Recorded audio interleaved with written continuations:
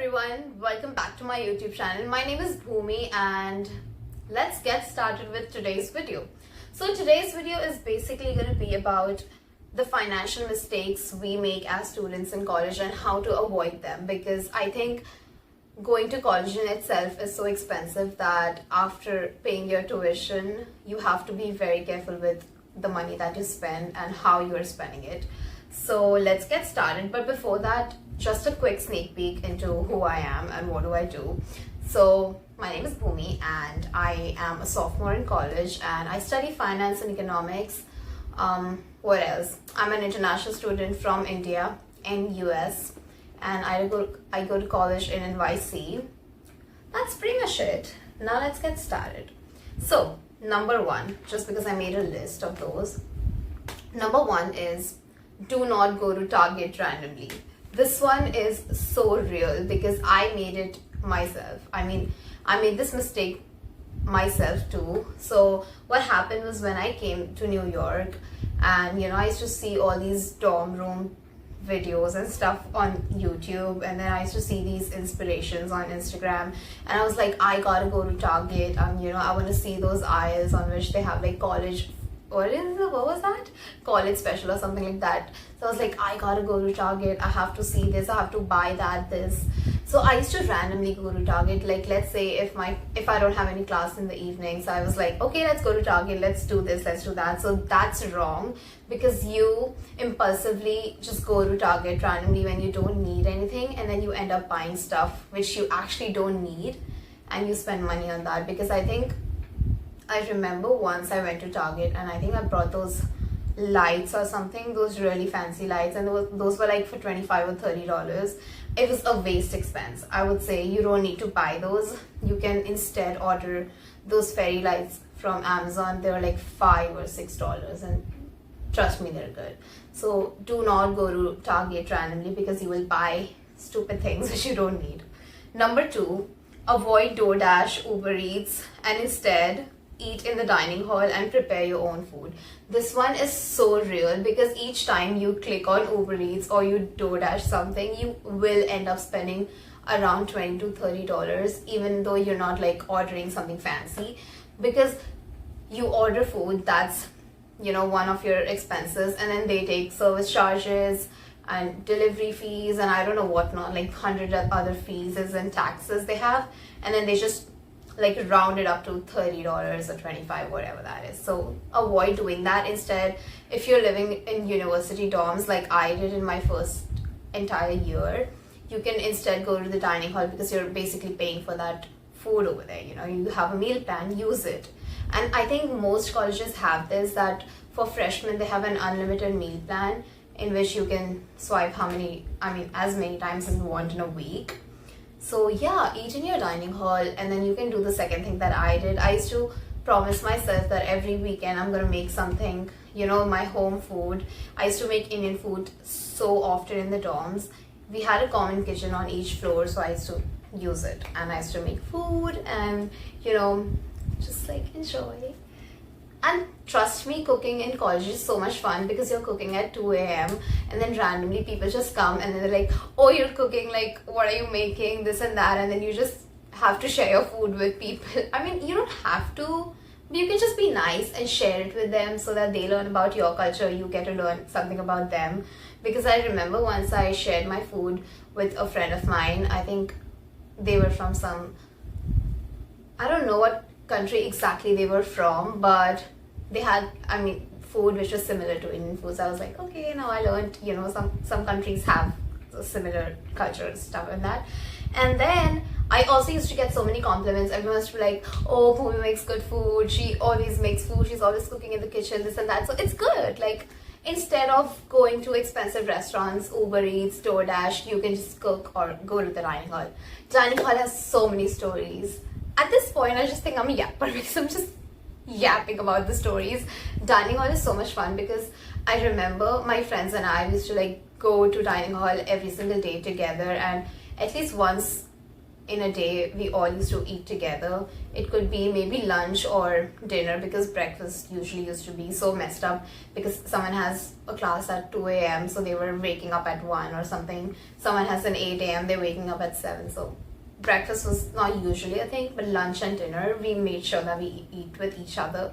And it was so much fun because we used to sit on a big table in the middle of the dining hall, and then we used to talk and all good things. So yeah, please go to the dining hall, use your money, number one, and create memories. I mean, my phone gallery is full of those pictures and videos which I randomly took in the dining hall, and it's just so much fun. So please go to the dining hall, it's good. And then do not shop for different seasons and instead buy general clothes. By this, what I mean is, do not buy clothes which are, I would say season specific. Like, I understand you need summer clothes, you need clothes for the fall, spring and winter, but there are certain things like track pants, trousers, which can be used in the spring, fall, summer and winter. So you buy those which you can use in all seasons. This way you're gonna be saving a lot of money on different kinds of pants or shirts maybe which you want to get. And then what you can do is, instead of buying really fancy clothes, you can buy, I would say, those general clothes which you basically need in everyday life. Maybe you could buy one white shirt, one black, brown, those basic colors, and then you can pair them with pants, trousers, skirts, whatever. So buy those kind of clothes. You're going to be saving lots of money. And then number 4, avoid buying books from the bookstore and instead buy them from online websites or purchase the PDFs. Because I remember for the very first semester, I bought this textbook which was 195 something, and it was not worth it. Trust me, it was not, because some days later when I was like, okay, I saw this YouTube video in which this girl was talking about how she purchases all books online, and I just put the name of the book and I said free PDF, and it actually popped up. So obviously I wasted my money and I could not return it. All I could do is sell the book as a used book or something online, and then I can get 50% of my money, but that's 50%.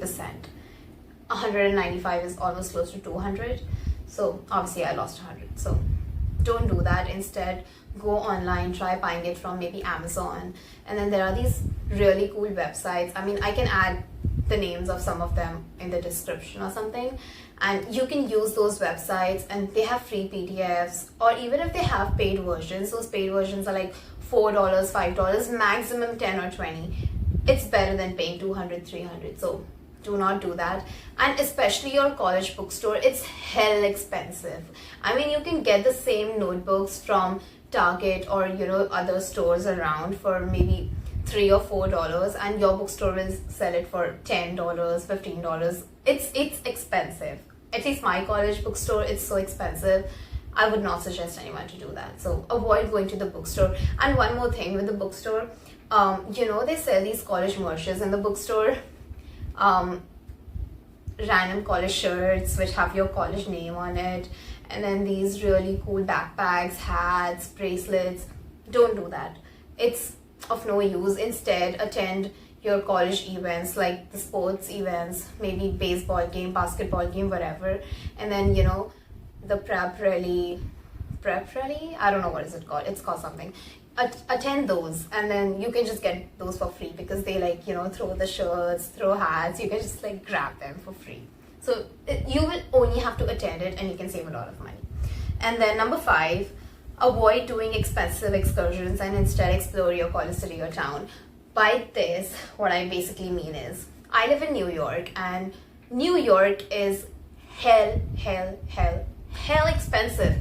I mean, there's nothing which is under 50 or under $100 to do in the city. All you can expect to spend is 200, 300, whatever. I mean, it's actually very expensive. So instead of that, what I do is I try exploring free sites, those parks and bridges. I mean, Brooklyn Bridge Park, that's so famous. Central Park, the most famous park in the world. And then you can go to different museums, I mean, some of the museums are free on the first and the last weekend, or maybe on a Friday or something. You can always find these little tricks and, things about how to explore your city wherever you live.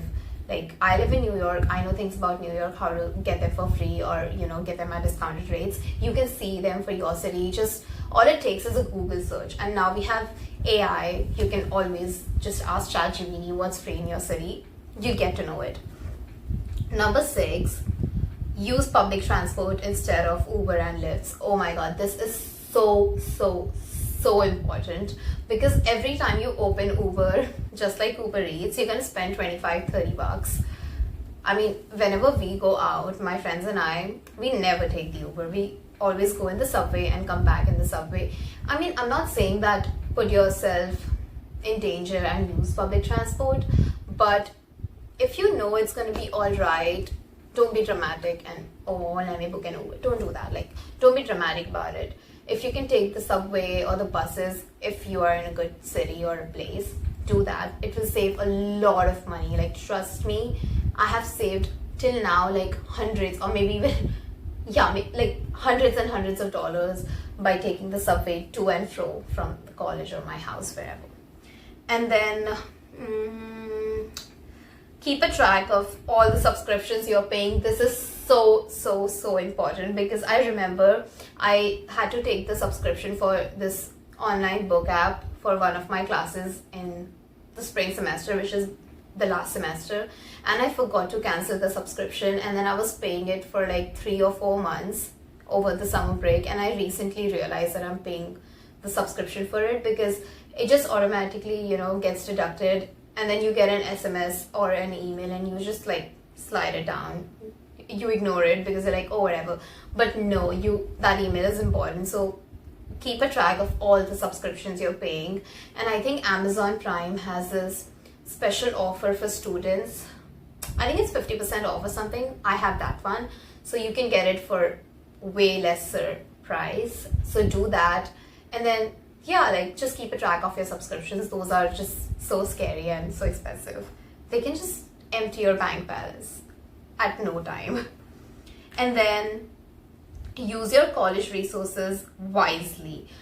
This is super important, because your college has partnered or maybe received, some sort of discounts and stuff from different channels and websites or whatever it is. Like my college library, they have this free subscription for all the students in the college by the Wall Street Journal, New York Times and stuff. So all we have to do is register with our university email, and then we can get a free subscription for the Wall Street Journal, New York Times. Like, those subscriptions are expensive, so you can just get them for free by using your college email. So it's a college resource, and you can only know about it if you're active on campus, or maybe, active about the emails that you receive. Because I remember every semester in the first week, they do send an email that you can use these library resources for free, and it's just less expensive or whatever. So you be careful about your emails, just read them and be alert and attentive about your college resources. And then use student discounts on websites. So there are these really fun websites like College Universe and all. They have these discount coupons for students, and all you have to do is register with your student email, which has an edu in it. So your college email is basically your college name, or maybe the shortcut for your college. Like, I think Harvard Business School has HBS and then .edu or something. My college has manhattan.edu. So whatever email you have with an edu in it, use it, and then you can get so many discounts. So please use them, because I remember I once went to H&M and I think I got 50 or 60% off, and I once went to Forever also and I got discount. So use it, it's good. And then use college tutoring instead of paying for the online or in-person ones. I don't know if many people do this, because once you're in college, you're like grown up, you just basically try to figure everything out on your own. But I did have one of these friends, I mean, not a friend exactly, maybe an acquaintance you can say, and she was like paying for this online tutoring. I don't know what exactly it was. She had a tutor tutoring her math every day, and it was expensive. So instead of that, what you can do is each university or college, they have the student learning center in which they have tutors who are basically upperclassmen. I mean, if you're a sophomore or a junior, you can tutor freshmen for those classes. I mean, if I go and get a job there, I can tutor for economics and maybe management and stuff, like the classes in which I have an A. So you can do that. So those are for free, so you can utilize them, because I think private tutors for college, they can basically cost you anywhere between 150 to like 250 per session, which is US dollars. It is really expensive, so avoid doing that. And your student learning center is free, and they can basically tutor you in a better way as compared to the private ones, because they have been in the same classes with the same professors as you, so they have a better knowledge and understanding about it, so they can help you better. So those were the 10 mistakes that we make and we should not. I mean, I'm not saying that you should completely avoid them. Avoid them as much as you can. Like, prevention is better than cure. So these are your preventive measures, and your cure will be cutting down on all your expenses, which you don't want to do because you want to enjoy your college life. So do this instead. Take these preventive measures, and then you will not have to cure your expenses later. So yeah, these were just a few ones, and I can make a part 2. If I just randomly come up with another 10 or 5, I will definitely make a part 2, because I know it's tough to manage your finances in college. So if you like this video, do give me a thumbs up, hit that subscribe button, because it takes absolutely no money to subscribe to my channel. I mean, everyone's channel, but mine especially. So subscribe to my channel. I'll be bringing out college videos, vlogs, and everything random. Just like I said in my previous video, sometimes it will make sense, sometimes it will not make sense. So whatever, just watch them, love them. And you can comment down your financial advices or some of my advices which you loved, and if you're already using them, tell me, how did you use it, how did you know about it, XYZ. Share your information with me, and maybe in my next video I can share it with others. Let's all be helpful and useful to each other, and share it with your friends, because if you save money, they will save money, and then together with that money you all can do something fun. So yeah, have a good day or a good night if you're watching this right before bed, and keep watching my channel, and I love you all. Bye bye.